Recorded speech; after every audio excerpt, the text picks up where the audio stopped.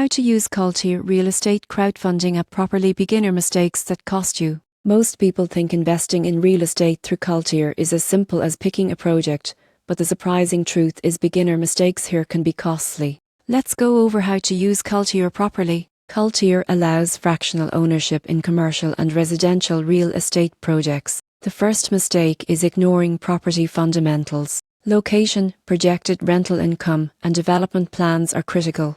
Invest without checking these, and you risk poor returns. The second mistake is lack of diversification. Putting all your funds into one property can expose you to market or tenant risks. Spread investments across multiple projects to reduce volatility. Another common error is not understanding liquidity. Unlike stocks, real estate crowdfunding isn't instantly sellable. Know the holding period and exit strategy before committing funds. Beginners often overlook fees. CalTier charges management and service fees. Factoring them into projected returns ensures realistic expectations. Finally, not monitoring investment performance is a mistake. Regularly check project updates, rental income, and market conditions. Staying informed allows timely decisions and risk management. Used properly, CalTier makes real estate investing accessible and strategic. Analyze properties thoroughly, diversify, plan for liquidity, account for fees, and track performance to maximize returns and minimize surprises.